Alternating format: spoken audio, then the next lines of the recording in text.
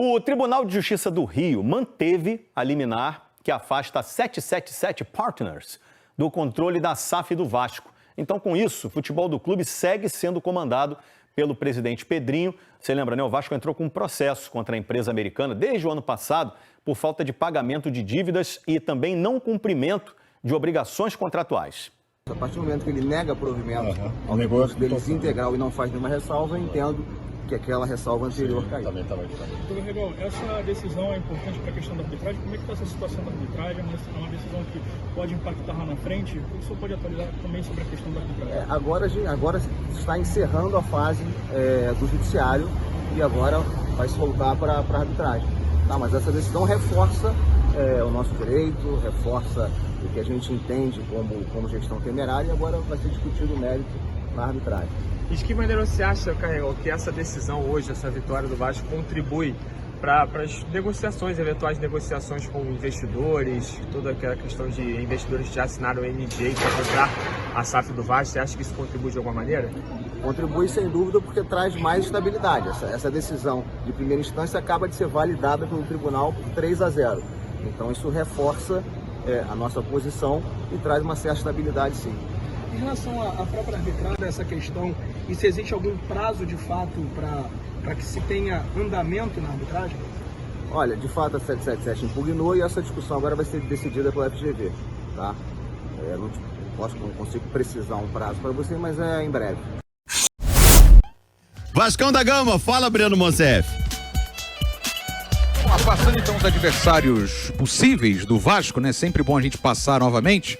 O Fortaleza, o Independente Del Valle do Equador, o Bucaramanga da Colômbia e o San Antonio Bulu Bulu da Bolívia. Dependemos dos últimos jogos hoje da Libertadores para sabermos quem será o adversário do Vasco nos playoffs da Sula. O Vasco encerra com a 6ª melhor campanha. Vamos ter que ver os jogos de hoje ainda, né? Mas são os possíveis adversários do Vasco aí nos playoffs. Bom, ainda restam 2 jogos antes da pausa para o Mundial. O Diniz assumiu dia 13 de maio, ou seja, até hoje são 16 dias de trabalho, com 2 vitórias, 1 empate e 2 derrotas. Depois de amanhã, 9 da noite, pega o Bragantino em São Januário. Vamos parar para a data FIFA e pela primeira vez o Diniz vai ter dias seguidos de trabalho, só de trabalho. E dia 12 de junho, volta visitando São Paulo no Morumbi e aí para o Mundial. Então a gente vai ter que aguardar a definição do calendário, porque no calendário da CBF tem previsão de férias, 2 semanas. Então vamos ver como é que vai ser isso aí, como é que os clubes vão trabalhar com isso, pensando, é claro, na intertemporada, praticamente um mês sem jogos do Campeonato Brasileiro. Na volta do Mundial, dia 11 de julho, já volta contra o Botafogo, e aí já tem os playoffs da Sula. Então já é uma volta também com bastante decisões para o Vasco. Até aqui, o Diniz cumpriu 2 dos 3 objetivos e está cumprindo o 3º também.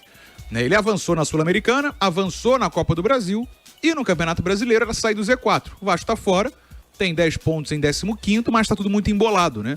O Fortaleza tem 10 também, e aí dentro do Z4 o Vitória tem 9, o Santos e o Juventude tem 8, o Sport Lanterna tem 3. Então a situação está embolada também na parte de baixo. A palavra é sobreviver e por enquanto o objetivo do Diniz com esse time do Vasco vai sendo cumprido, Azevedo.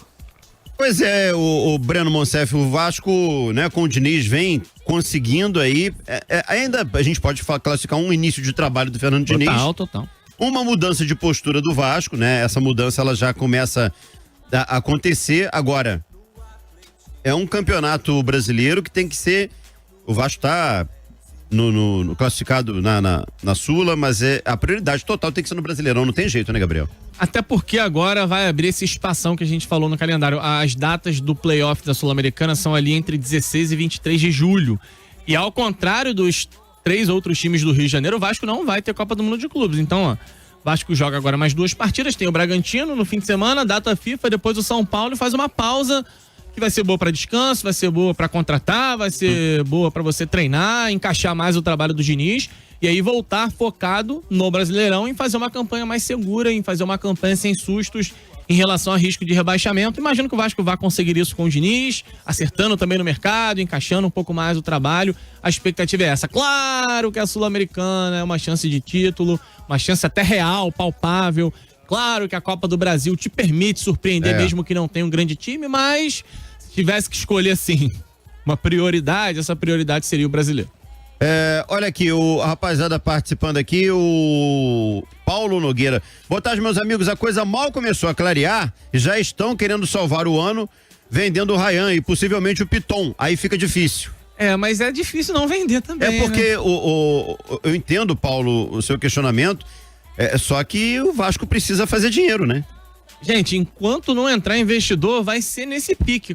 A possibilidade de vender jogador. Se ela se apresentar e for uma boa possibilidade, tem que vender, gente. Agora, a desculpa. saída do... Eu tô dizendo que eu até entendo a negociação, ou as negociações que poderão acontecer e devem acontecer, mas, cara, a saída do Ryan nesse momento seria um prejuízo muito grande. Péssimo. Porque o garoto tá evoluindo, né, cara? Teria que buscar até uma reposição imediata, porque o Ryan, ele é um jogador que hoje ele significa que ele respira, aquele jogador com mais força física, arranque. Você olha do meio pra frente, a equipe que o Diniz tem escalado, uma equipe que gosta da bola no pé.